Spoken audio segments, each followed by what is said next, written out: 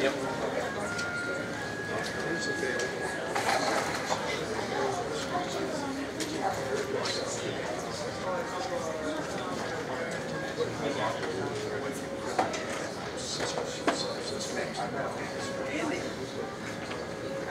Well,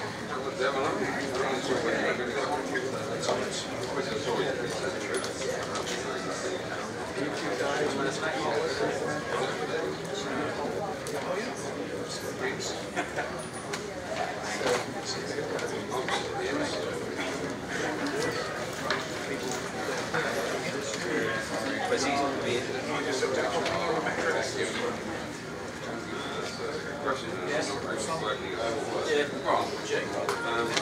it's been a challenge.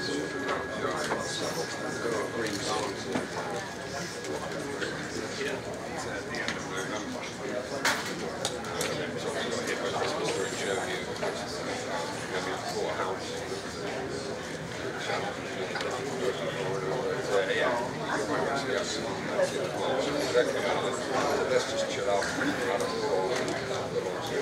Yeah.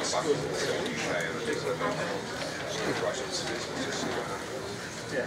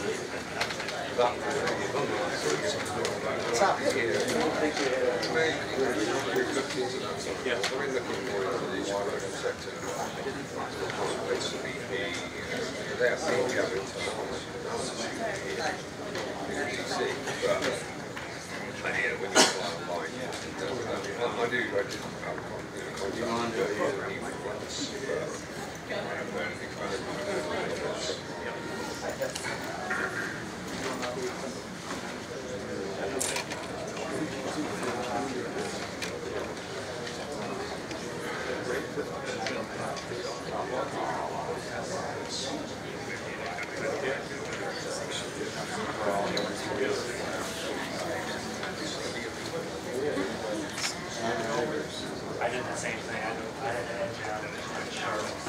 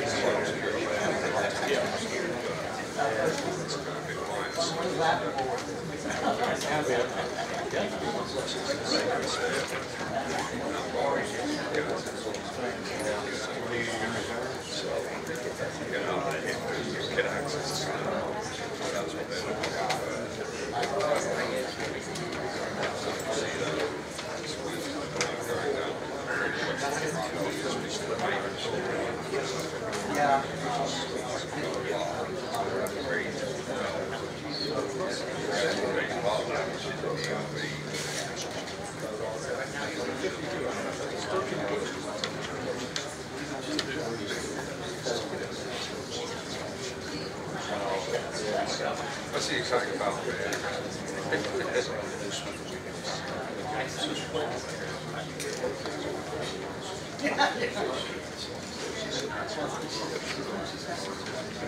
So much stronger.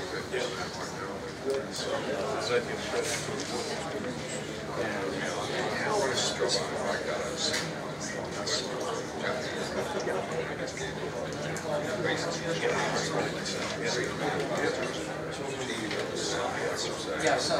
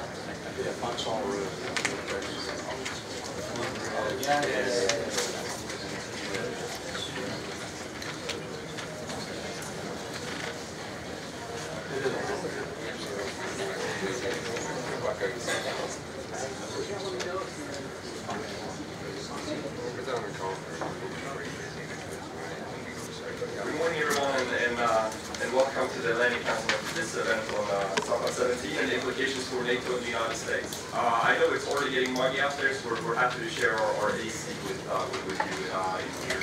I'm Magnus Nordman, and I'm the director of the Transatlantic Security Initiative here at the Atlantic Council, and it's great to see such a big crowd in July for this event. And I also want to add a special welcome to our guests who have traveled far to be here today. Michael Mikkelsen, who is the chairman of the Estonian Parliament's Foreign Relations Committee, and Christian Frick, who is the Undersecretary for Defense Policy at Estonia's Ministry of Defense. As some of you may know, Christian actually served previously here at the embassy in Washington, so it's great to see him back in town. So I'm just going to say a few words before we let our experts and regional representatives loose. But I want to say a couple of things why this is important and why we're doing this here at the Atlantic Council. So this is clearly a big summer of exercises in Europe. Two major NATO exercises just wrapped up in Northern Europe, Saber Strike and Baltos. NATO also just completed a big anti-submarine warfare exercise off the coast of Iceland. And in the very near future, the focus will shift to the Black Sea region, where NATO will conduct a number of exercises as well. And this is obviously all in response to a Russia that continues to be asserted in and around Europe and elsewhere. It is clearly bent on altering the European security order in its favor, including with military power. So the recurring Russian exercise Zapad is therefore an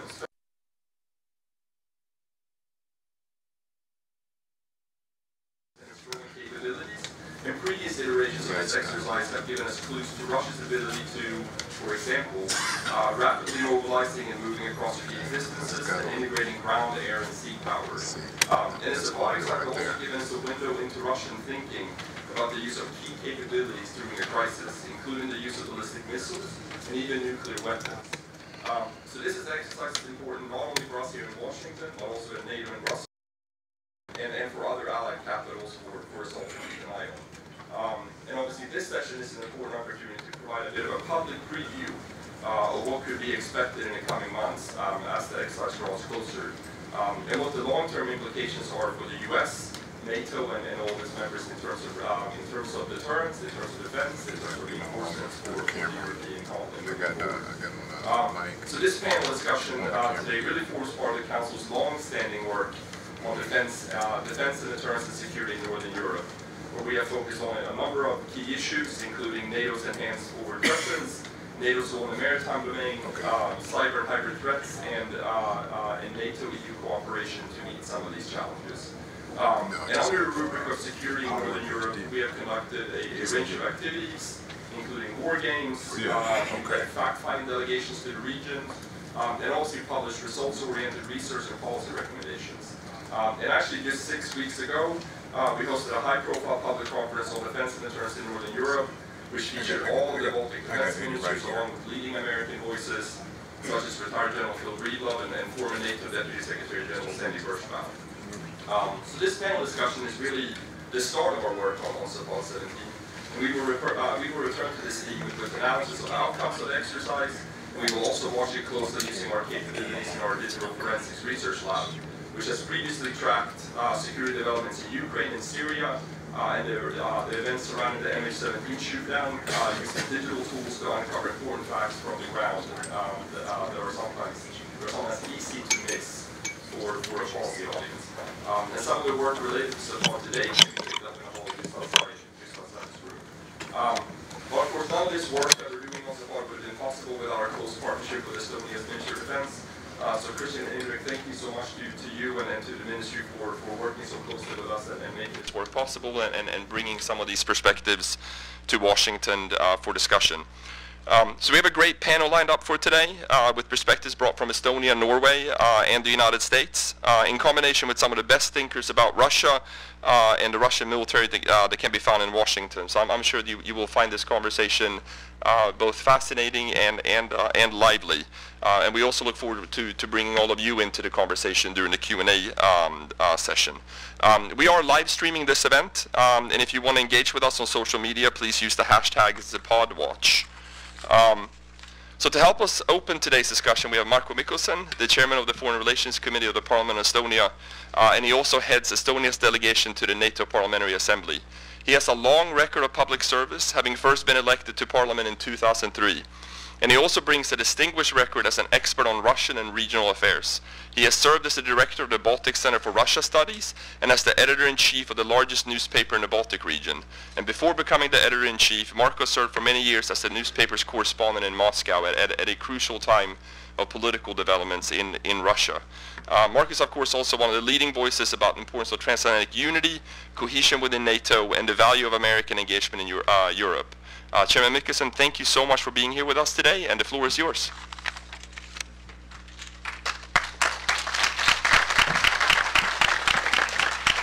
Thank you, Magnus. Thank you, you and your team here in Atlantic Council putting together this extremely interesting seminar today, this morning, and this is, of course, very timely, and as we see from interest from audience, also generates a lot of perhaps both interest and questions.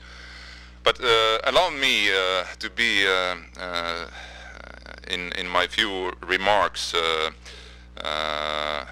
as historian, going a little bit back from day we living in today, to understand, in my understanding and our understanding here in Estonia, the current situation, both in relations between Western Russia and also regarding the Zapad exercises, we have to see the bigger picture. And Zapad, of course, is the only part of it. To be pretty clear, Russia is the only country today in a world who has national strategy, and this is already for a long time, to confront NATO as an enemy, and perhaps even destroy NATO and the United States, at least in terms of current security architecture in Euro-Atlantic area built by the leadership of the United States. Russia is the only country who constantly exercising and strategically building up its military muscle memory for total war against the West. All recent exercises, at least since Zapad 2009, had elements of anti-West warfare. Of course, this suits perfectly to their own historical roots. There, already Alexander III said that the only real allies for Russia are the Navy and the Army. Perhaps today you could add their nukes as well, or cybersphere. And of course, this all makes sense in consolidation of society. Don't forget also that Russia still is today in a modern war against major European country, Ukraine. Zapad perhaps gives the best example and affirmation of that Russia is not changed since breakup of Soviet Union. Don't forget that the first time Russia had, or Soviet Union had, the Zapad exercises already in 1973. Zapad 81 was the biggest military exercise ever organized by USSR. That was show of force against NATO and somehow against Poland, which had internal crisis at the time. But what is different from times of Zapad 81 or Zapad 84? The only element what I see what is changed since then is the location of front line. Instead, Denmark and Danish Straits, we have now the Baltic states and Poland as frontline nations. And again, going back into 80s, I found a very interesting paper written by Jan Kaudio, who is now Rear Admiral of US Navy. In 1983, he was MA student at the Monterey Naval Postgraduate School, researching the security aspects of the Baltic Sea. That time he stressed that since the end of World War II, the USSR with its satellites had a clear strategic advantage in the Baltic Sea region over Western countries. This created a situation there while avoiding nuclear war, the Soviet Union could win strategic victory by suddenly attacking the Danish Straits. What is most striking actually is the fact that the evaluation what Kaudio gave to the security environment in the Baltic region 34 years ago feels as if it were written yesterday. He concluded, and I quote him here, "In the Baltic there is commanding case for looking anew at pre-positioning, including both men and equipment. With the current level of technology, modern warfare proceeds very quickly and allows little time for mobilization. The expeditionary philosophy of reinforcement from afar no longer has the degree of military or political utility that is possessed a few years ago. The alliance must rid itself of the idea that any defensive or preparatory response to Soviet expansion is in itself perceived as provocation by the Kremlin. Allied defenses that are perceived to be weak can constitute invitations to aggression." And this was written in 1983. Hardly anything has changed, only really the geographical proximity we talk about. I would like to conclude with very strong affirmation from side of Estonia that we have seen strong response from NATO since Russian aggression, both actually in 2008 against Georgia and specifically since 2014 against Ukraine. This has been relatively moderate but firm, and what is most important, the unity which is played out by last two or even three, must say, summits of NATO have given quite a strong and clear signal that NATO is for to work for its core go to defend its allies by Article 5, and also not only in declaratory way, but really building up deterrence, what is important, of course, then we see these exercising having on our borders. Estonia itself, of course, we on our political in our political debates, we are very firmly believing into our own necessity of giving from our side, of course, the best what we can, and this is 2.2% of GDP allocated to defense this year. And I tell you, there is no political force in Estonia who argues against this. There are actually thoughts to work perhaps in terms of increasing even the defense budget if it's really needed.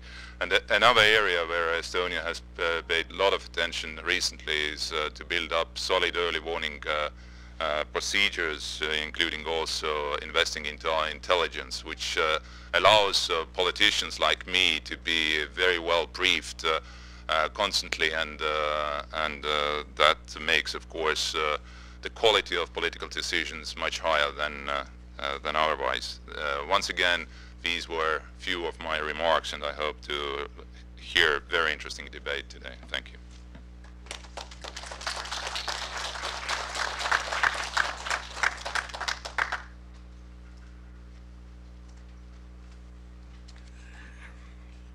Thank you, Marco.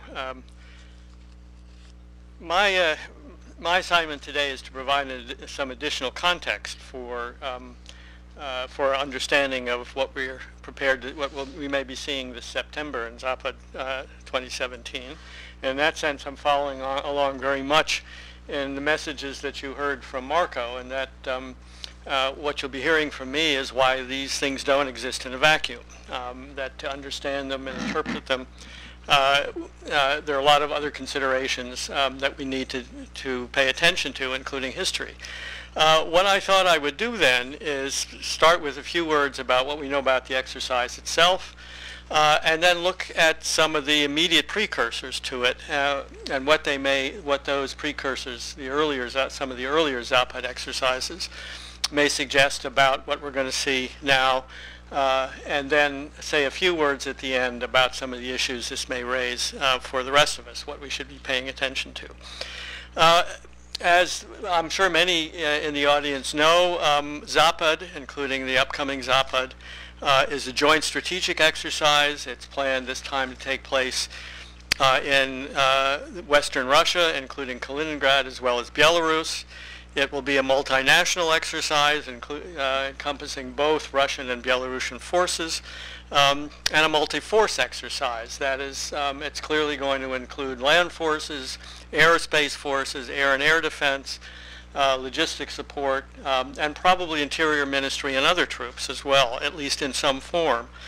It is likely, I think, and for reasons I'll explain in more detail in a moment, to coincide or overlap with some other exercises and training drills, which may not be formally identified as part of Zapad, but look clearly linked to them. We've seen this before. I'll come back to this.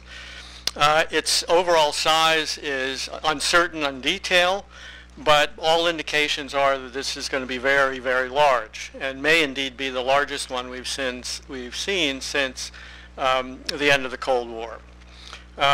It has, not surprisingly, evoked a lot of attention and some considerable concern among Russia's neighbors and at NATO in general.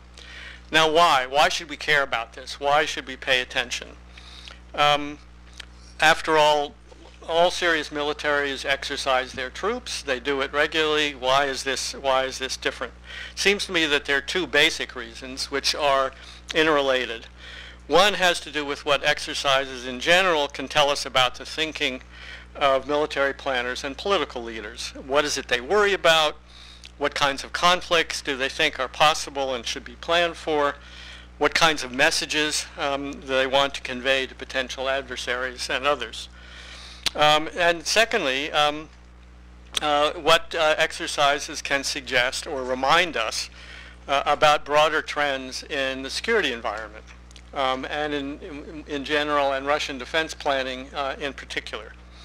As I mentioned before, these exercises don't take place in a vacuum. The context matters.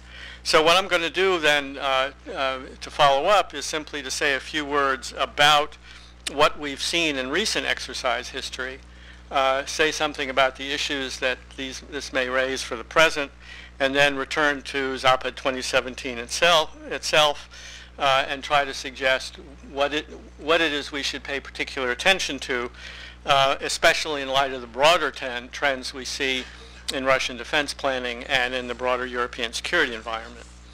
So first, a bit of exercise history. As Marco said, the Soviet Union and then Russia has been doing Zapad or West exercises for a long time. They are regularly planned and announced at 4-year intervals. The two most recent ones took place in 2009 and 2013.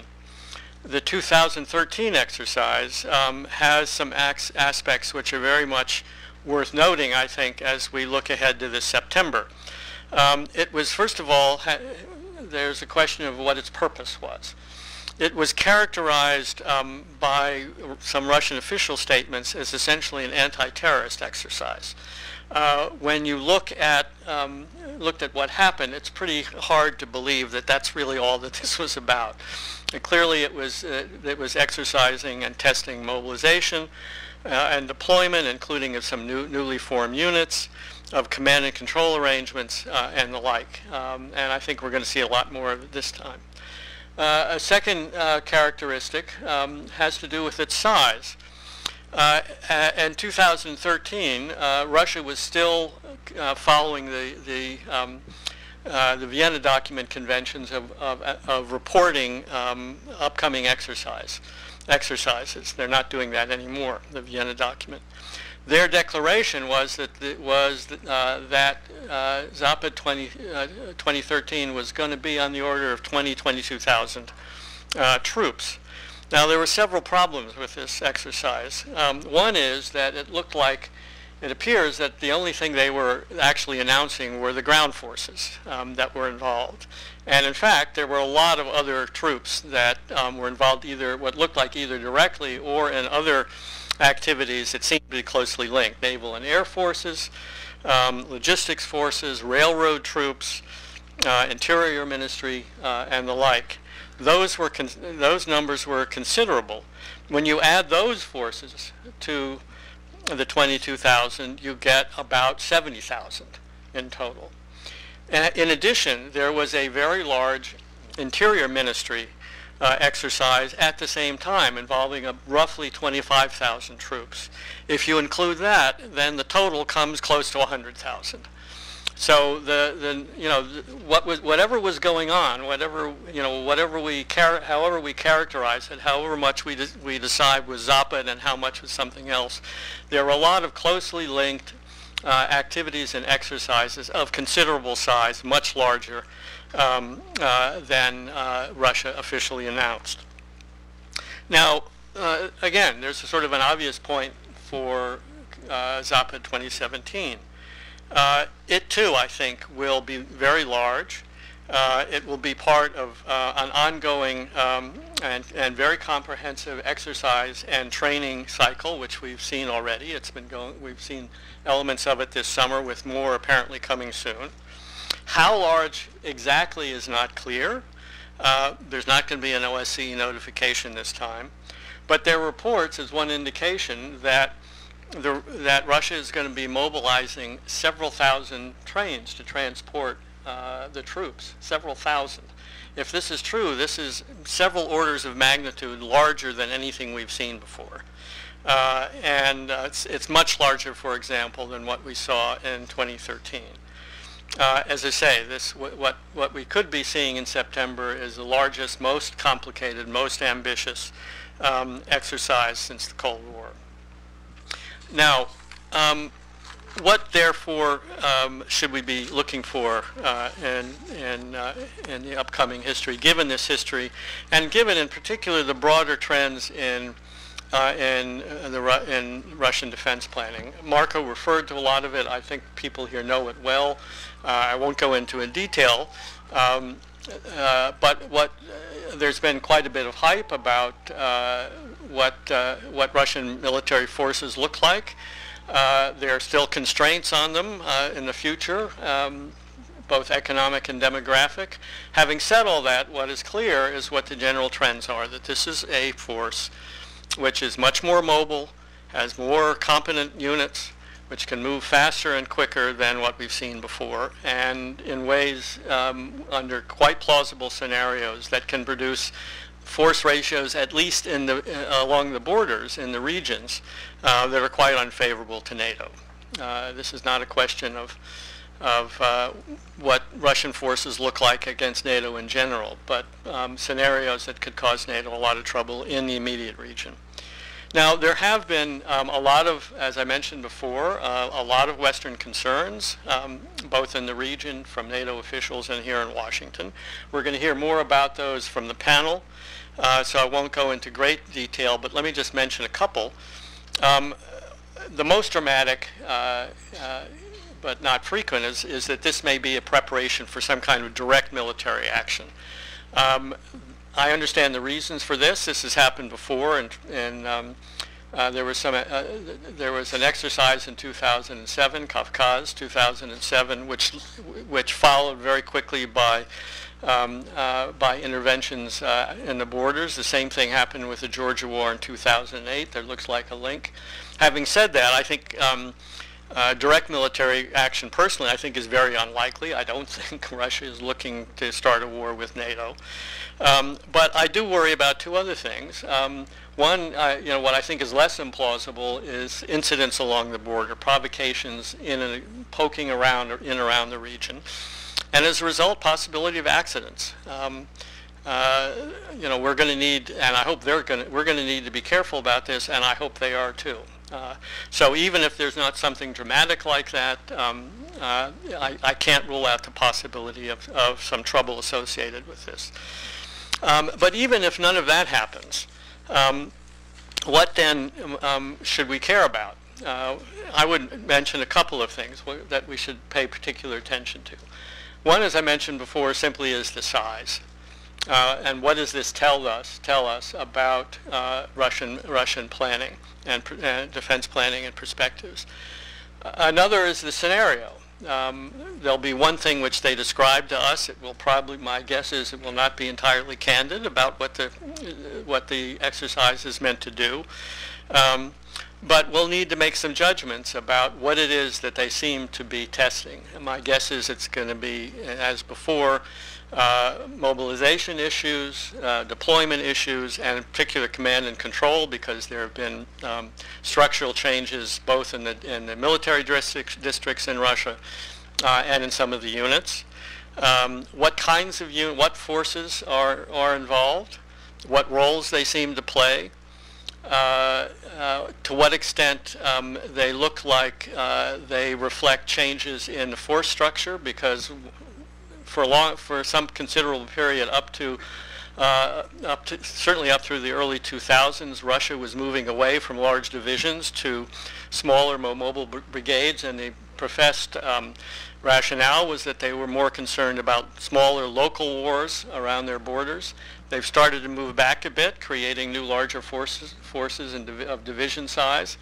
We want to see how they're used. And in particular, as I say, implications for force generation. We'll also need to think about how good our own intelligence is. We'll need to be thinking hard about, we're going to be looking at this, and Western intelligence will be looking at the preparations. And one of the things we're going to need to assess afterwards is, what actually did we see? How much of what was done did we see in advance, and when did we see it? This is going to have implications, for example, for warning questions in our own force planning. How much warning can we expect to have if something were to go wrong? A final element, which I should at least note, is is a nuclear element. Previous ones have had some nuclear element in them. Often they've seemed quite divorced from the scenarios of the conventional forces, but in part because we've been hearing a lot of rhetoric from Russian officials about the integration of nuclear forces and conventional forces. A lot of talk about the so-called idea of escalation to de-escalate. We're going to have to pay attention to that too. Then finally, one final point. In addition to the operational purposes of exercises, which are at the core, exercises also send messages, often by design. And in many cases, Russia has been quite clear and quite explicit about some messages. So one quite big question for us to think about afterwards is, what are the political messages that these are intended to convey? Do they simply want to warn us that they're tough and we should leave them alone? In other words, that the political message is essentially defensive, as they claim. Do they want to make us nervous and therefore accommodate in ways consistent with some of their other objectives in the region? Do they want to make us numb? That is, not, keep doing this without following up with anything, so that at some point we'll start paying less attention and less concern about the exercises we see very close to NATO borders. These are not mutually exclusive. Sorting them out is not going to be a simple matter, but it is something to pay attention to and think about. One final point, again, these issues, what it is we can expect from Russia, what they worry about, what the forces may look like, is not going to end with Zapad 2017 either. There's going to be one other, in addition to further exercises and force developments, there's going to be one other thing that's going to happen at the same time, which is the announcement of the next state armaments program. There's a lot of discussion about what that should look like, what it should pay, but it's going to, that's supposed to be determined and announced also in September, and that too is going to tell us something about their own priorities and what we can expect in the next 10 years. So let me leave it at that and turn it over to the panel.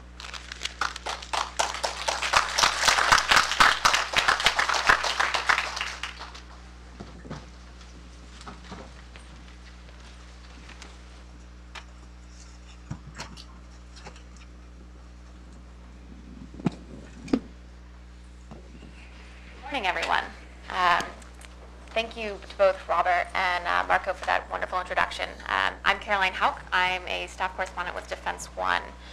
And I want to just say there's no shortage of Russia talk in this town, but I think this is going to be an important and interesting conversation to have. So let me go ahead and quickly introduce our panel. Their full bios are in the program, so I won't bore you with those and run through their distinguished backgrounds. But to my left, we have Christian Preek, the Undersecretary for Defense Policy for Estonia. We're lucky to have him in his first public appearance in this role. Then we have, to his left, we have Major General Finn Christian Hannestad of Norway, who has, in addition to serving as the current defense attaché to the embassy here, served in various positions in the Air Force across NATO and Norway. And then finally, to my full left, we have Evelyn Farkas, who is currently a non-resident senior fellow here, but formerly served as a Deputy Assistant to Secretary of Defense for Russia, Ukraine, and Eurasia. So I'll go ahead and give the panelists about 5 minutes to run across their introductions, and then we'll dive into questions from me and then open it up to the floor. Okay. Yeah. Thank you, Caroline. And I'd like to first thank the organizers for such a very timely event, and also for the people in the audience for your interest in this subject. The turnout is really a very positive surprise to me. So I'm humbled by being here today on my second day on this job. The first day I spent traveling, so the second day is here. I think it's a really great way to start. Anyway, Marco and Bob and Magnus made an excellent introduction, so I was with a question of what I've left to say. But I'd still try to frame the same issue from my side, representing the Estonian Minister of Defense. and briefly stop on the issue why we think Zapad is important and why we should pay attention to it. Secondly, what kind of attention is needed after all. And thirdly, what should be our sort of posture or our attitude towards this exercise. And later, of course, I'd be happy to answer any questions you may have. So why Zapad is important at all? Just as it's been mentioned before already, this is the most important exercise, the military, political, strategic exercise that Russia has this year. And what's very important to note here is the first Zapad since the Crimea annexation, the first Zapad since the war in Ukraine broke out. So from that point of view, it's important both politically as well as militarily. The exercise takes place in extreme proximity to Allied territory, and in fact, it's the exercise activities we expect to almost surround parts of Allied territory, and we're going to see unprecedented force strength, jointness, and interagency activity on behalf of the Russians.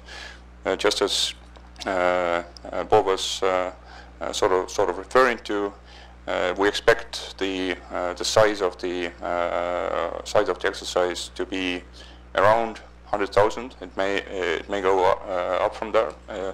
It may be around there.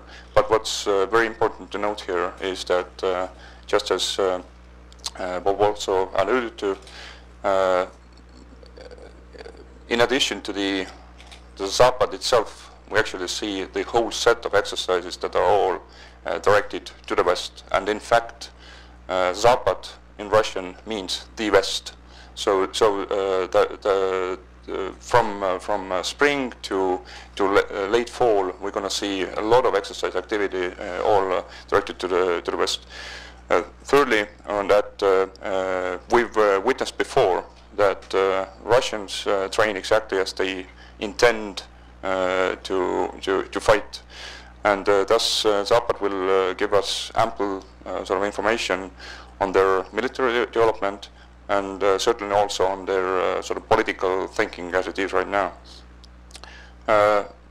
And last but not least, on that bullet, during the exercise, their readiness will be at all times high, and their existing advantage in sort of time and space will be even further by that. We don't consider this year's Zapad exercise in itself to be a direct threat to us. We don't expect it to be a cover for an attack or something, but we have to keep in mind that Russians have the nasty habit of sort of hiding the actual military endeavors behind the exercises. They have done it before, and we have to take this into account in our own thing. Secondly, what kind of attention is needed? That's for sure that for the military and political experts, the analysts, for intel people, this is a golden opportunity to get the kind of information that they want to sort of test out their assumptions or see some new things. This is for sure, but we shouldn't keep the Zapad be just a matter for the expert community, but and for the think tanks and so on and so forth. But it definitely has to get the deserved attention from the higher political military echelons. After all, considering the setup of the exercise, the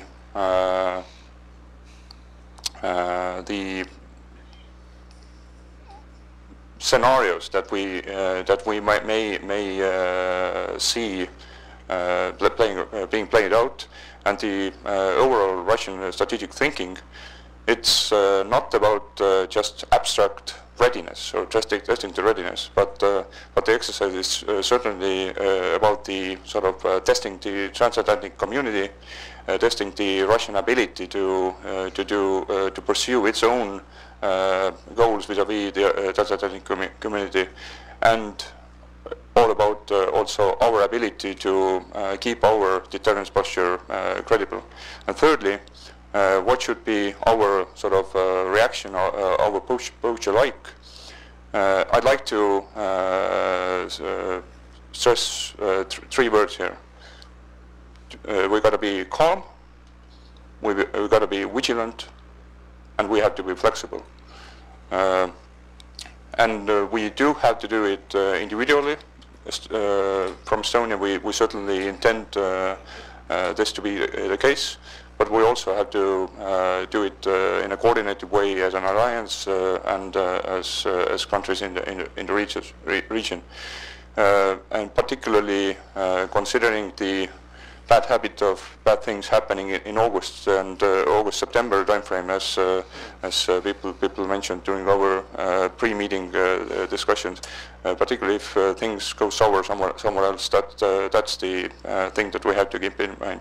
So in a wider sense, we have to continue adjusting the alliance's deterrence posture on the eastern flank to reflect the existing complexity and jointness of the challenge that we currently face and will face in the foreseeable future. So these are my sort of first remarks, and I'd be happy to hand it over to my left. Great, thanks. We'll just pass it down to General. Okay, thank you very much, and thank you for inviting Norway to this event as well. And since I'm representing Norway, I'll try to put on my Norwegian lenses and to understand the strategic messaging through Zapad. I think one has to understand what is happening north of Norway on a daily basis as well, before going into the exercise. As well, I'll just use a few minutes to say some brief remarks about what the situation is in northern Norway. What we've seen last couple of years is an increased activity when it comes to sea power. The activity on sea and sub-sea especially is increasing, and a part of the Russian doctrine is to go further west out to the Guyuk gap. And together with this, we know that we've also seen a Russian modernization when it comes to submarines that are more silent than before. And we've also seen weapons on board these submarines that have longer range than before. So this combination makes it so much more important today that to have keep situational awareness of what's going on in the North Atlantic. And that's why we're also trying to work with other allies to do this. When it comes to the air forces, we've actually seen a reduced activity from the Russian side in the north. A few years ago we saw different type of formations, but it has all been reduced lately. And we have not seen much of the aggressiveness that has been seen in the Baltic Sea.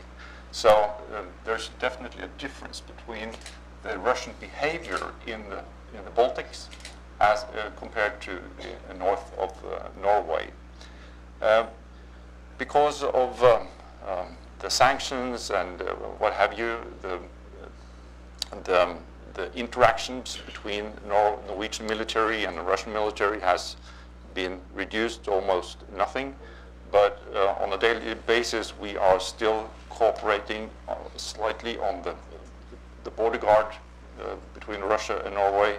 We are cooperating on the search and rescue issues and also on the incident at sea. And be aware we also have still a hotline between Joint Operations Headquarters in Northern Norway, between that headquarters and the Northern Fleet's headquarters. That's a hotline that we do test every week, but lately it has not been used much, but it's there for commanders to speak to commanders just in case we have something coming up and we need to get any misunderstandings out of the way. So when it comes to the Zapad exercise itself, we are really interested in seeing how that exercise is linked to other exercises in the north. And we know that late summer, early fall is an active time where there are a number of other exercises. So how these are linked to the Zapad is going to be interesting. We also know that during fall we see, or maybe at this time already, we see an annual deployment from the Russian Navy going to the eastern, going further east and the northeast passage. We understand that most of the exercise activity is going to be on the western border of Russia, and probably facing towards Estonia and Latvia, and of course down to Belarus.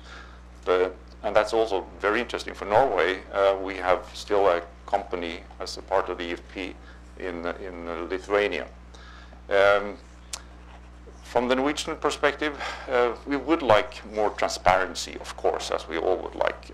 So if Russia could, inform the NATO through the NATO-Russian Council, or maybe again start using the Vienna document channel to inform about the exercise, that would be something that would be very welcoming from our point of view.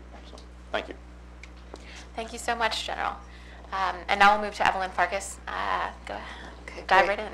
Thank you. Thank you again to the Atlantic Council, to the Estonian government, to all of the co-participants. I think Caroline asked me to just speak a little bit from the perspective of someone who was in the U.S. government in 2013 when the last Zapad occurred. And sitting in the Pentagon at the time, we had watched a new defense minister come into office, Defense Minister Shoigu, who is still there and has only increased his power and stature within the Russian government and in Russian society writ large. He was already a known figure to Russians because of his about 20-year lead of the internal Russian sort of equivalent of FEMA, if you will.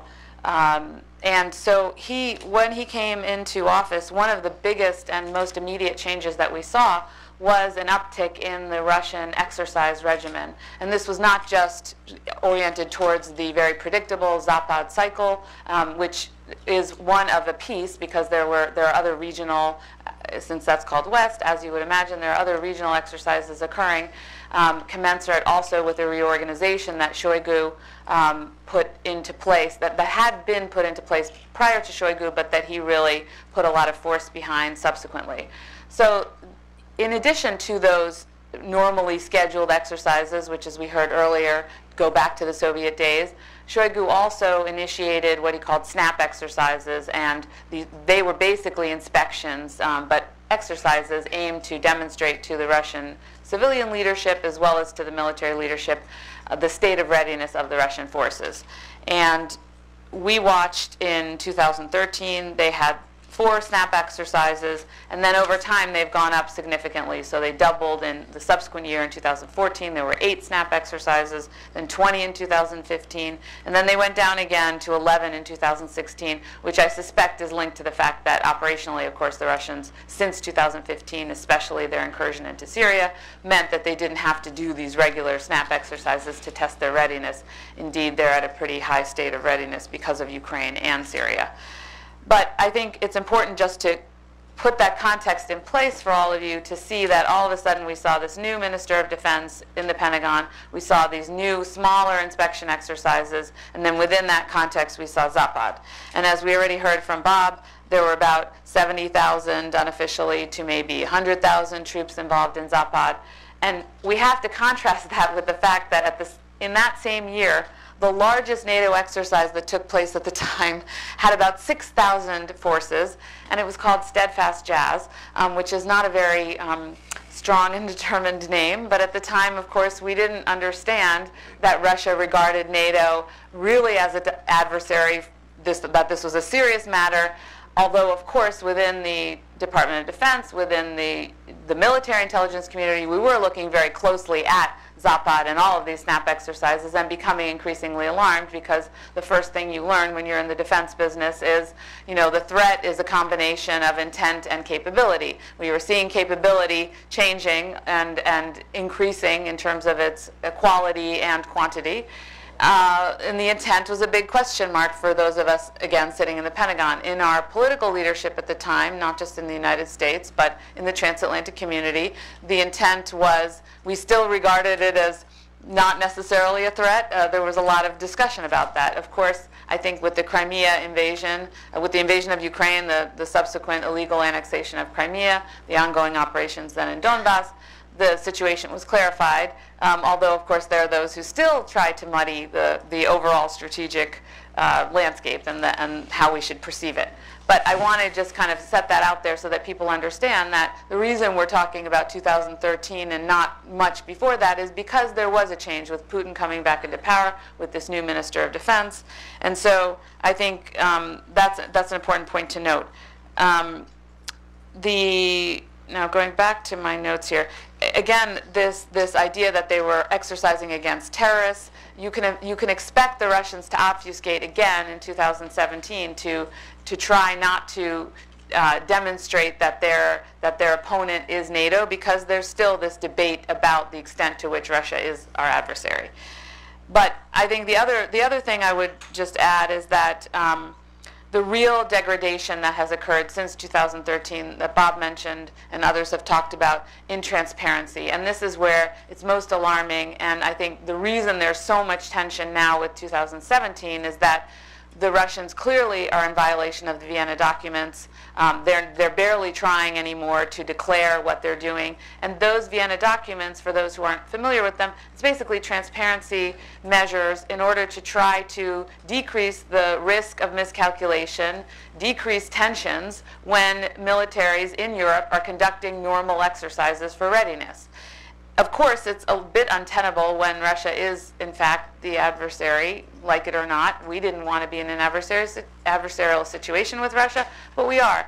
And so the fact that they're now ignoring these transparency measures, which were put into place with the idea that we wouldn't really be targeting one another, or we would try not to, has created a real problem. And I guess I would just say, so that I don't talk too long and we can open it up for discussion, there are a couple of things I would like us to watch coming out of this. Obviously, some of the things that Bob talked about before, the number of troops, where the troops go, the disposition of the troops. There is some concern about whether Russian troops will remain in Belarus after the exercise is over. And I think that concern is probably shared by the Belarusian government. So I would say we should watch very closely what's being said in Belarus itself and what's being said by officials in Belarus, because they already in 2014, even before that, were trying to, they've always tried to do what the previous Ukrainian government under Yanukovych did, have a way to communicate with the West and sort of a hedge against the Kremlin being overly dominant. But I think they've become increasingly concerned over time, certainly even in the last year or so. And so we need to watch very closely what happens in Belarus. I would say we need to watch very closely how they exercise, whether we see any signs of nuclear, other WMD, chemical, biological. The cyber component is very important. And then coming out of the exercise, I would like a couple of concrete things. I mean, there are many things we can talk about what we would like to see. But I would like to see, first of all, obviously, continuation of our strong deterrent posture. I would like to see it less rotational and more permanent. That may be unrealistic in the near term, but certainly we need to make sure that we are exercising, that NATO is exercising, that NATO is ready, that we show resolve, and on the conventional front. On the cyber front, I think it's very important for us to think about cyber ops and whether NATO can build not just an early warning, and I know NATO is working on intelligence early warning, and we have, of course, the Cyber Center in Estonia, but I think we need an operational capability. It's time for NATO to really take much more seriously this cyber threat, because the reality is we already saw that the NATO strategic concept identified cyber security as something that requires an Article 4 consultation, but I would argue that given the potential ramifications, the potential impact of a cyber operation, you could get very quickly to Article 5, and NATO can't be sitting there wringing its hands within the military committee, certainly. And then I think we need to think about a couple of things that are less tactical, if you will, or less operational. We need to, I mentioned earlier, the transparency. I think the best thing we could do on the transparency front is actually to broaden the discussion and bring it out of the transatlantic and OSCE context and talk to the Chinese, talk to the Indians, because what the Russians are doing has implications for them as well. And I think about the Inf Treaty and, excuse my phone, I think that was all the Twitter feed getting it excited. The Inf Treaty, unless it was a cyber op, the INF Treaty, you know, we have been kind of silent now, our government and NATO itself and the Europeans in particular, about the Russian ongoing violation of the INF Treaty. And it may be because smarter minds are thinking, well, this has implications for the Chinese because what the Russians have done can be, it's a mobile capability, it can be directed towards others. And so why don't we bring in the Chinese, the Indians, other countries that have a stake in increased transparency, lowering the risk of actual military kinetic contact, and again, increasing confidence or building confidence. And then I would say, again, that's probably the most important thing we could do at the higher level. And then I would agree completely with the Undersecretary. We need to be calm, vigilant, and flexible. Great. Well, thank you all for your opening remarks. I think we set up a really broad and varied understanding of this. But one subject we all touched on, I think, was obviously the transparency aspect, or the lack thereof. So I think that is one of the things that I'd like to hear, particularly from you, Undersecretary, about how the lack of it is impacting preparations and the calculations that the Baltics and your country are making, and then broaden it out how it's impacting the broader strategic, or the NATO alliance's preparations and the West's preparations for this activity. Starting with you, though, if you'd like. Okay, thanks, Caroline. Yeah, the transparency is something that we've seen a constant backsliding in transparency for the past 10 years since Putin's famous or infamous speech in Munich. The transparency has been a constant victim. Now, with regards to this year's exercise, it's interesting, and I would put this into this broader context of tricky relationship between Belarus and Russia, for example. It's interesting to see how there are some differences in the approach to transparency from those two countries. The exercise is supposed to be an exercise that these two countries run together, but the Belarusians have seen more utility in the transparency, and have been more forthcoming in actually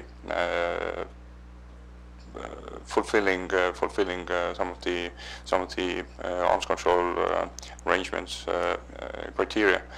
And this may also reflect their own concerns over the possible Russian agenda.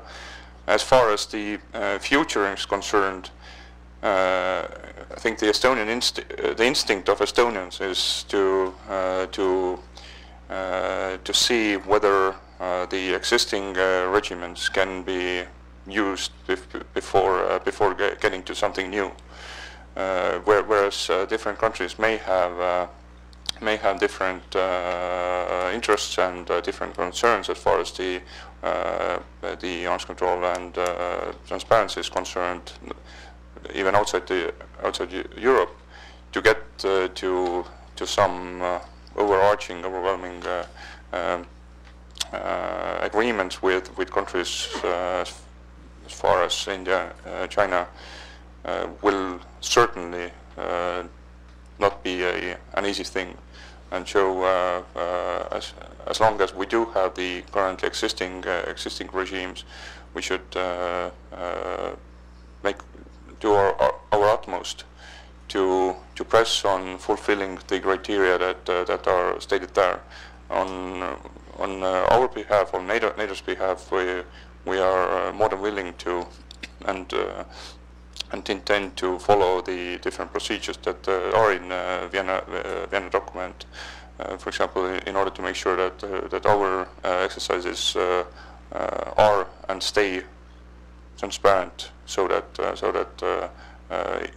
also the Russians and other interested parties can get the sense of what's happening there. I stop with that. Yeah, sure. I think the transparency issue from a military side is basically one thing, and that's to not to create misunderstandings. Misunderstandings is a prerequisite for increased tension, and increased tension you'll create episodes and you'll get incidents and things like that. So that's why this transparency thing is so important, and that you can talk to that on the tactical side as well as on the strategic side. What role do we think the deliberate disinformation and the deliberate obfuscation is playing then? Is it an intentional heightening of tensions? What is the intent behind the lack of transparency? I mean, if I could just from the political perspective, I mean, first of all, we should remember there is obviously this is a military exercise, but there's also a political component of this.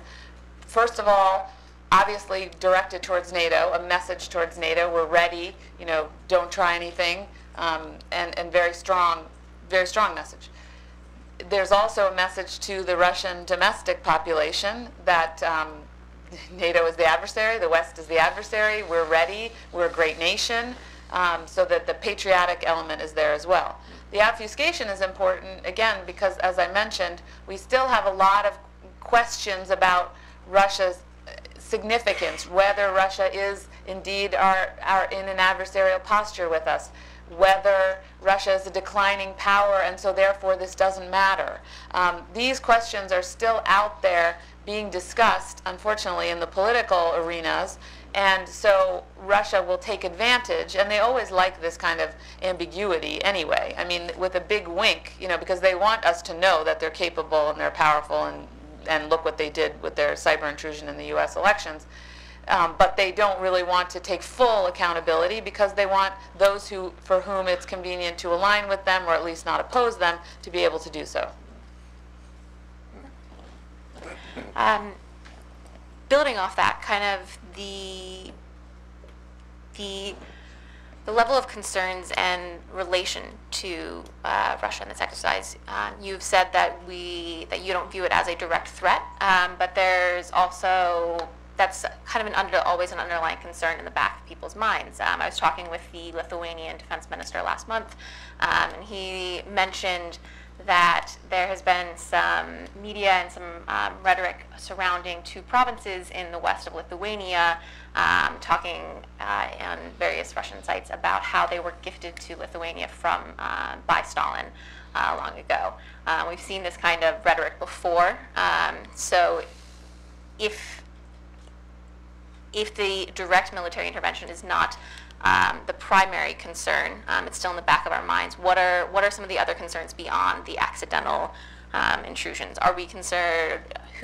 How likely do we think an intrusion or an engagement that doesn't quite rise to the level of an Article 5 violation is? That's for the whole broad panel. Yeah.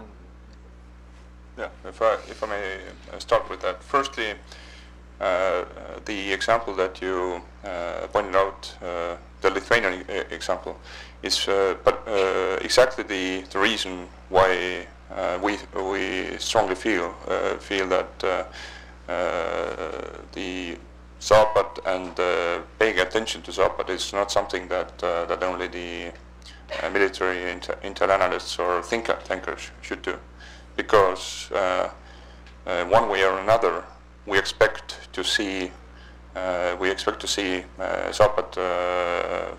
being in the news as a partly also as a deliberate attempt by the Russians.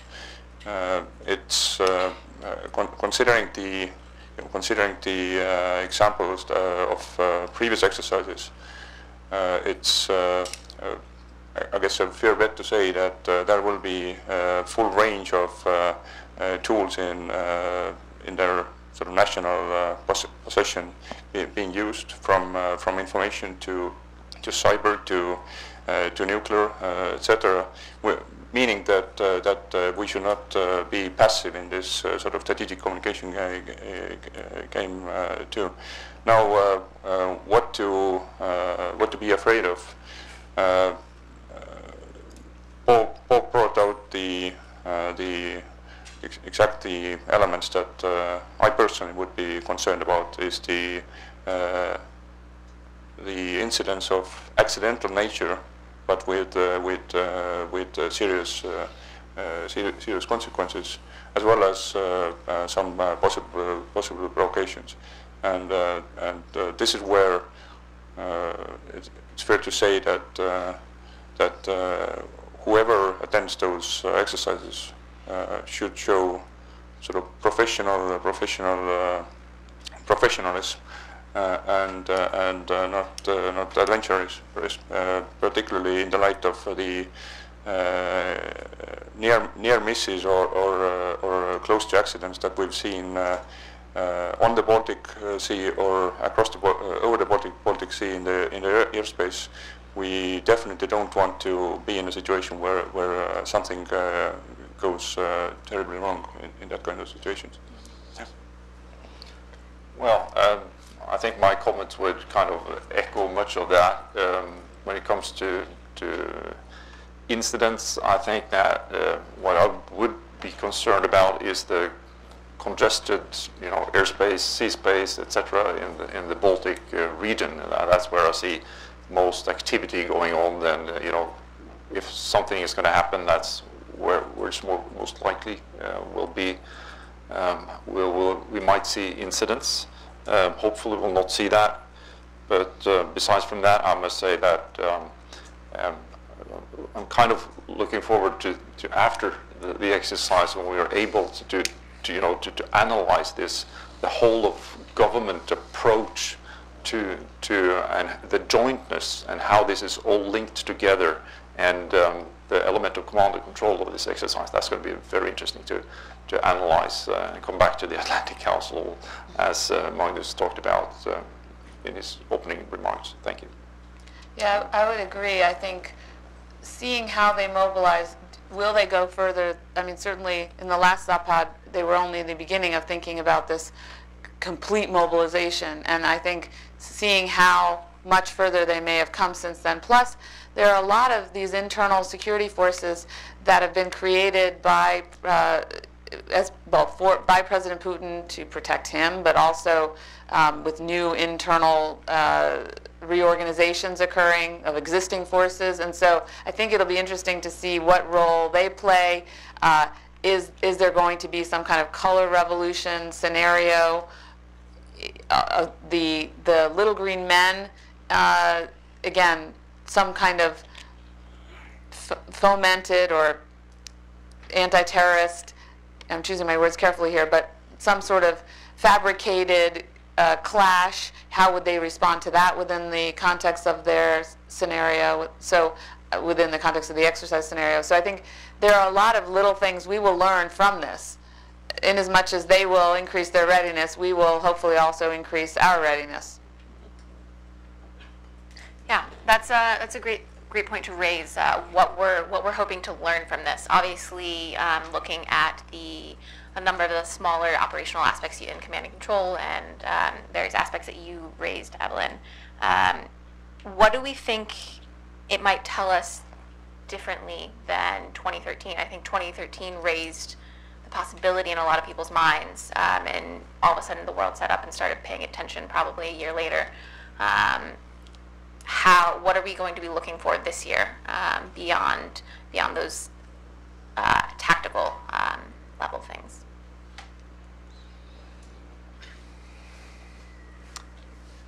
Well, that's going to be interesting, but let's see. I think what we will be looking for is obviously the level of command and control again. How centralized, how decentralized, or the lack of decentralization, as well as the mobilization. And obviously, one big part now is going to see the mobility part. How quickly are they able to move around and readjourn, and so what was mentioned in the beginning here by the railroad part, that's going to be really interesting to see how that is utilized, because it will tell us something about the mobility aspect. And again, I'll have to come back to the jointness again. How are we linking the different services and capabilities together, and how is that commanded and controlled? So that's going to be interesting. And then, I guess on the overall, if you're going to take it out in the political landscape again, we have a new situation in Europe. There's a small differences going 4 years back. The transatlantic situation and relationship is slightly different. So and Europe is changing slightly as well. And then you have Syria and Ukraine, and all these things together create a different landscape, which in this Zapad exercise is going to happen. And that's a whole new discussion, but it's a part of this discussion as well. Yeah, that's going to really be interesting. If I could just add quickly to that, that's what I will be looking at, is not just the exercise itself, but what's happening in the other theaters where the Russians are actively fighting, in Ukraine, in Syria, and where they have deployments. Are they making any other moves? Because, of course, they use the exercises not just to mask what they're doing there in the place where they're exercising, but elsewhere. So are they deploying new forces or new capabilities elsewhere while our attention is diverted? And just add to that sort of two key terms or words. First is the sort of how offensive and how openly offensive the nature of the exercise will be, and secondly, how sort of whole of nation, how interagency the exercise will be. There are some tactical aspects to both of these, but certainly also strategic meaning of how this thing will be played out, how extensively the other elements than the defense ministry capabilities or the defense forces capabilities will be used, and also to the offensive nature of the issue, how sort of overtly anti-West, anti-NATO, the scenario and the execution of the scenario will be that's something that's very important to take into account. Certainly.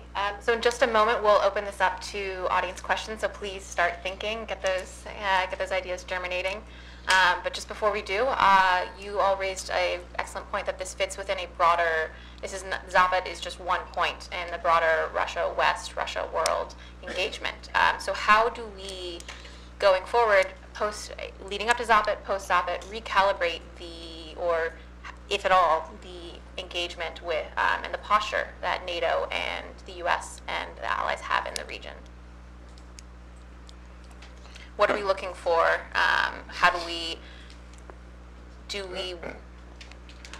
What are we looking for from the enhanced forward presence groups? What are we hoping to build up? What capabilities are we looking to perhaps increase in the region? And how are we looking to structure and posture those forces? Right. As far as the posture in general goes, I think it's fair to say that that even by now that we are just 1 year from Warsaw Summit, we can say that the creation of the EFP concept, the Enhanced Forward Presence concept, and deployment of EFP battalions to the Baltic region has achieved new elements of stability there, and that is a testament to the understanding, in our view, that when it comes to the current Russia, at least, we have to be very clear and strong in our sort of messaging. Now, as far as the current gaps are concerned, it's certainly the jointness. The current EFP concept is or the execution of the EFP concept thus far is very land-centric. At the same time, one of the key words that we are, or key terms that we are talking about in this context is the Russian A2AD capability in the Baltic region, which is the matter of keeping the air and sea lines of communications open, and making sure that the capability gaps that currently exist in the region that they get properly addressed. So we need to go ahead by looking into the gaps in air defense. Also the issues that we have with the naval capabilities, just to make sure that again we are calm, determined, but also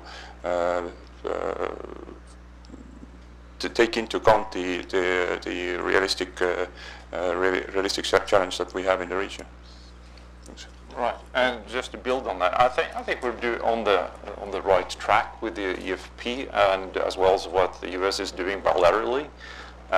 Also, don't forget that we European nations can do more together as well. And one example is what Norway just did, signed a trilateral MOU with the UK and the US when it comes to ASW operations. We're all buying the P8s.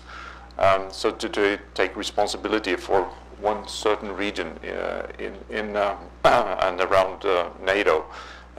Also, there's always an extra mile to go when it comes to intelligence sharing and cooperation within NATO, and we're not, where we're supposed to be, but that's something we should continue working on. So, yeah. If you have anything. I mean, I agree with everything they said, so I don't think I need to add. Okay, great. Then we'll open up the floor to questions from the audience. A quick reminder that to please introduce yourself, your name and your organization, and to make it a question. Thanks. Yeah, in the back there.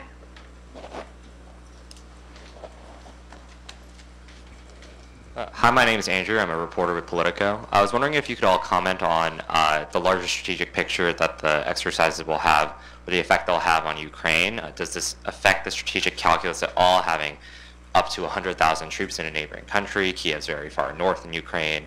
And it was alluded to earlier that perhaps other troop movements could be massed or done concurrently with the exercise. Is there the expectation of anything like that happening in eastern Ukraine? Okay, I go for first just by saying that I would not like to speculate on something as serious and sensitive as that. We certainly know that the Ukrainians have long paid attention to the looming 2017 Zapad and have taken this into account in their own planning and risk assessments. But I cannot speak for them.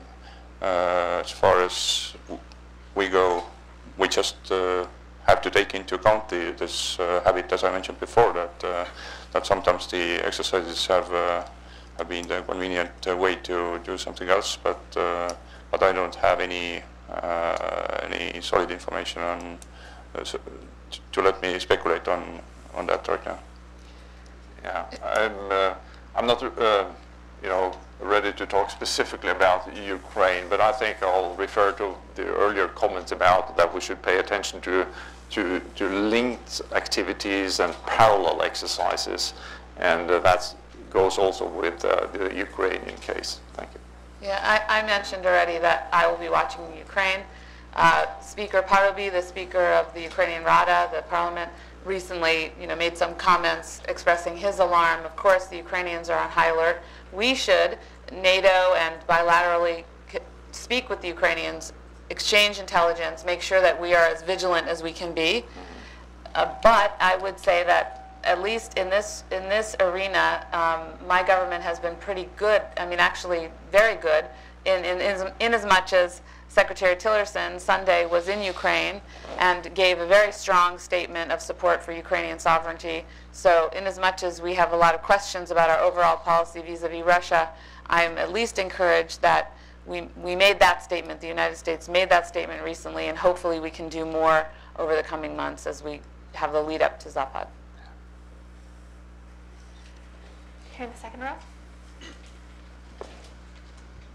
Hi, excuse me. My name is Dimitri. Thank you very much for your presentation. My question is, you talked a lot about transparency and the possibility of accidents. I'm curious what the state of dialogue is between Russian military leaders and European and NATO leaders, and what would it look like ideally to you? Would it be through the OSCE or the NATO-Russian Council, or how do you communicate between the two of you? Thank you. I think that might be a great one. Yeah, sure. Thank you.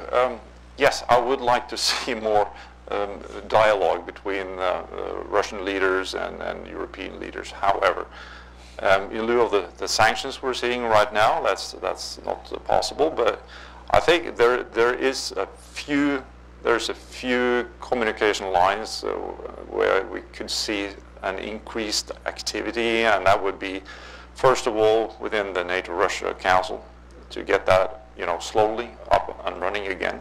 And that would be a first step where we could talk to each other as well as get the transparency issue on the table. And then, of course, OSCE and other ways are, of course, welcoming as well. But on the military side, I would say that the NATO-Russian Council would be the preferred way of communicating. Thank you. I believe there is a NATO-Russia Council meeting scheduled for July. If I'm not misrepresenting. There was some talk of that. I saw something in the media. But I think what is also important is that we open a bilateral U.S. discussion. It's not going to be a negotiation, I don't think, at the offset, but just a discussion, a Russian military, U.S. military, to talk about strategic stability issues. So to talk about, again, the Inf Treaty violation, the concerns that Russians have about missile defense, etc., so that at least we can reduce the temperature a little bit in that area, perhaps open the door somewhere down the line for arms control and getting some of these issues back into a more controlled box, if you will. So I do see a need for a dialogue with Russia. I don't necessarily see the likelihood of any kind of new sweeping agreements, but nevertheless we have to have dialogue, and we need to at least maintain some of the cooperation we have, U.S., Russian, in the nuclear realm. I just say that that most of the instrument or the necessary instruments are there. The different fora from the North Atlantic Council or the NATO-Russia Council to OSCE and also the bilateral arrangements are there. It's just a matter of willingness to actually use them.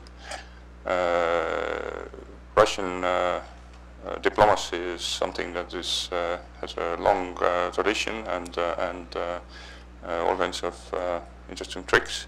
They are in many cases very good in sort of as we sometimes say turning over the chess table and then telling, okay, let's come up with something new, some new instrument, some new forum. And while doing that, you can wrap all kinds of different new issues into the core problem. So I don't think we should sort of fall into this trap, but rather use the existing instruments. And within the NATO-Russia Council, there has been some discussion and questions to them to actually come up with more transparency and more information on this exercise. So far, not too much progress yet. We'll go to the other side. Hi, how's it going? My name's Peter Reese. I'm an intern with the House of Foreign Affairs Committee. But what I wanted to ask today is just a personal question, as this is a topic I'm very fascinated with. Given the developments of countries that have tried to join NATO since 2008, Georgia and Ukraine, my question is there a red line in which NATO would draw a red line of countries seeking to join it, as it would have to invoke Article 5 if it truly included them in the regional bloc? So I just wonder if there is a red line in which the risk outweighs the benefits.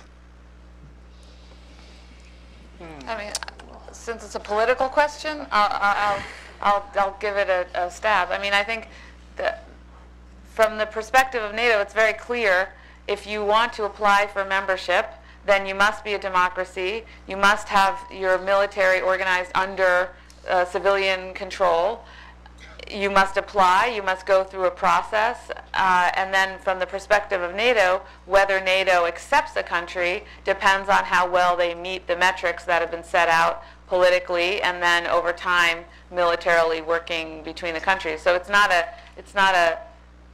generally an automatic process, although there are countries like Sweden and Finland, you know, if they decided to become members, I believe that they're ready, and NATO would be, at least on the military side, ready to accept them, and I would imagine politically as well. So there's no red line about whether you can apply or not. Generally speaking, countries not in Europe, of course, don't apply. Agree.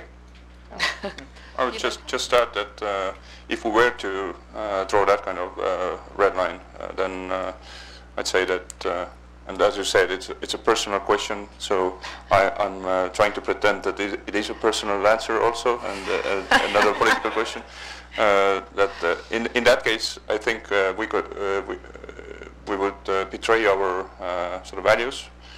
And probably also be hostage of this sort of red line kind of thinking. And but on the other hand, certainly, just like Evelyn said, it's the matter for the alliance members to decide ultimately whether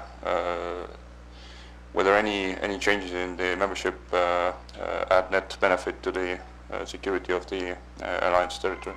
And if I could add one more thing, because I think some of the assumption underlying your personal question has to do with the debate about NATO expansion. And I believe very strongly that when we decided to expand NATO in the 1990s, we did not, and I know NATO didn't regard the United States certainly in supporting that, didn't regard Russia as an adversary.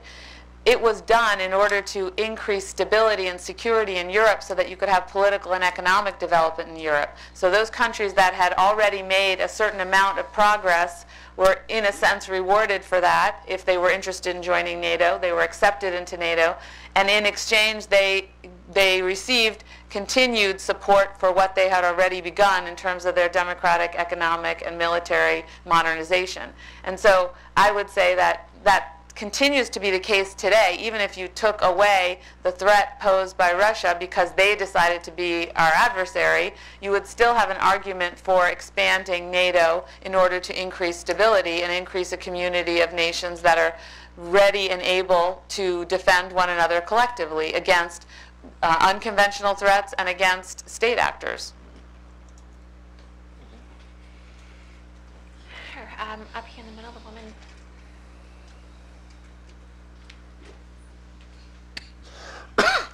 Thank you. I'm Suzanne Miller. I'm formerly with the U.S. Justice Department. And a question for the General. What do you see as the gaps in intelligence on the size and scope of Russia's nuclear capability in the region, and then also directed potentially at the West? Well, I think I'm not in a position to answer that. So I'm sorry, but because my comment, when I commented on the intelligence sharing mechanisms in NATO, my point is that that should be broadened and deepened so that more intelligence is being shared within between NATO nations, and in that way more intelligence is being available for all the NATO nations. When it comes to where the lacks and the gaps and things are, I'm sorry, I'm not able to comment on that. What about the other panelists? You'd like to? I'd not like to, but I'd actually just comment on the nuclear issue, but not possibly not from the angle that you are hoping for. But I'd instead of intelligence, I would stress the part of sort of understanding the way the nuclear issue is treated in the Russian sort of operational concepts and doctrines. And I think that this is where we have some sort of catching up to do sometimes. But it's for alliance members. 26 years after Soviet Union came down and so on and so forth, it's difficult to understand the way the Russians see the nuclear capability as something that can be used for actually de-escalating the conflict, and that in their sort of military political thinking, the nukes can, at all stages of conflict, be used to sort of out-deter from the conflict. That is always this red button available that can be used in order to deter the other side if this is sort of necessary. And the sort of nuclear is much more integrated into their military thinking and into their military use of military capabilities than it's considered necessary or possible in the West. So in order to understand that, we need to more study that and also take this into account in our own exercising, in our own planning and so on and so forth. And this is another area where I think we need to have dialogue with the Russians, because this military doctrine of escalation to ostensibly de-escalate, but in my mind it's just escalation, and it's not just my mind, is dangerous, and it rests upon a misconception, I think, of how the United States and its allies and NATO in particular would respond if the Russian military escalates, certainly including nuclear weapons, but even with cyber or other conventional means. So I think that's an area where there's a definite need for dialogue, and of course there's a heightened interest in gaining intelligence on what the Russians are really thinking with that doctrine, because it's highly dangerous. Do we expect Zapad this fall to tell us anything about that doctrine and how the Russians view it? Military expert? It remains to be seen, but the recent experience tells us that all of the strategic Russian exercises have had the nuclear component in it during the last 10 years or so, or even more, so my expectation is that we're going to see the nuclear component also represented in the next exercise. If I was to exercise my military, I would think I would like to exercise all the components of it. Thank you. All right. Way in the back.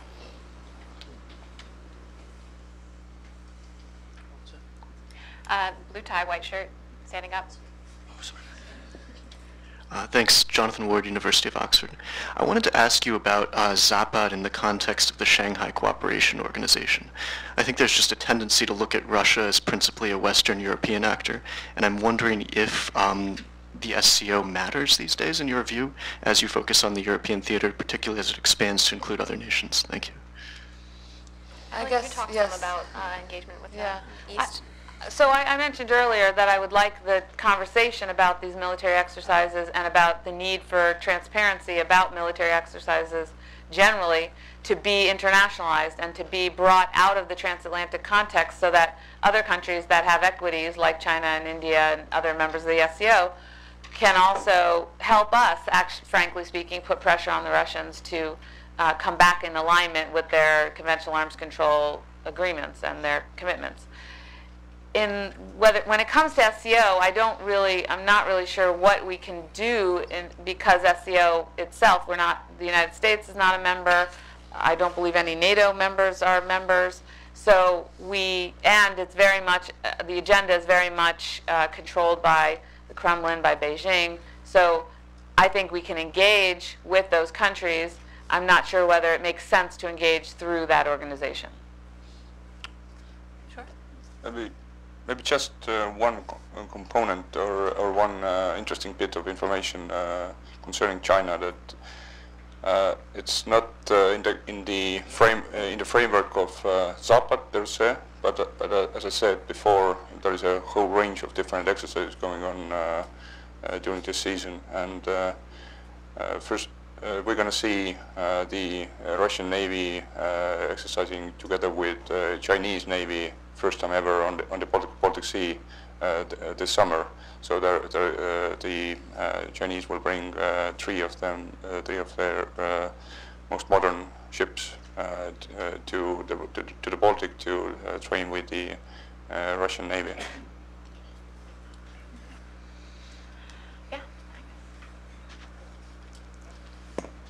Hi, I'm the guy who introduced the event.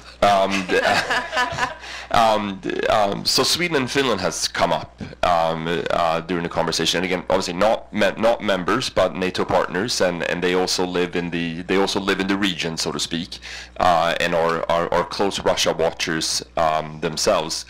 Can you say something about, or give us a bit of a sense of how you're working with Sweden and Finland in terms of comparing notes or sharing perspectives and thoughts about both Zapad and also sort of Russian activity in the broader region?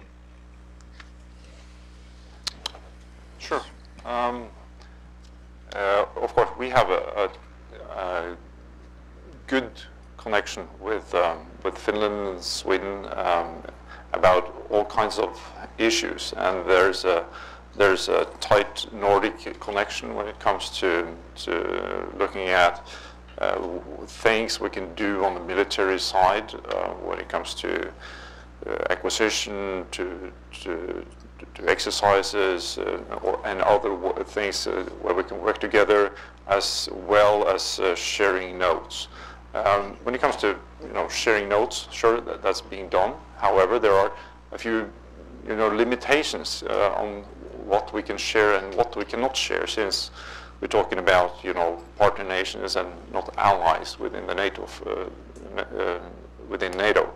But I would say that everything's there to be able to cooperate and talk about whatever is on the table, and that's being done.